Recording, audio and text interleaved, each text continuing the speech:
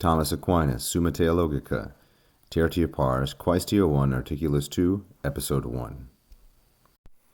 Utrum fuerit necessarium ad reparationem humani generis verbum Dei incarnari.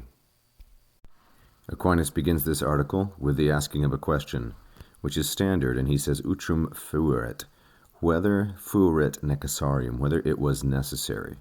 Utrum is the way to ask in Latin a double question. Utrum typically followed by on, whether or not, utrum unknown, whether or not something was the case. So here he asks whether, implicit or not, it was necessary. Necessarium is neuter singular nominative because it is the subject of fuerit, which is perfect. Whether or not it was necessary, ad reparationem. Reparationem is feminine, singular, and accusative. Accusative because it is the object of the preposition ad. In this phrase here, ad reparationem, this prepositional phrase implies purpose, as ad often can. So the question is whether or not it was necessary for the renewal or the restoration, reparationem, humani generis. Humani generis is in the neuter, singular, and genitive. The lexical form of generis is genus, like so. Its third declension. Genus, generis, and neuter. That's the form.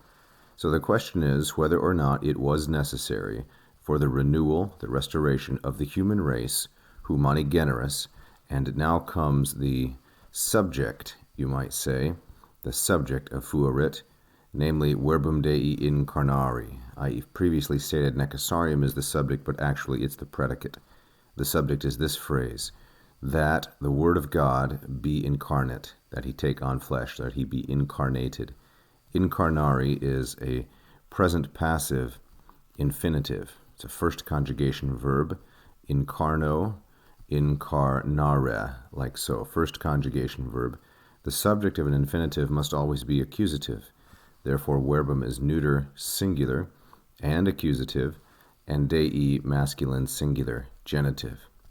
So the subject of fuerit is this, that the Word of God be incarnated.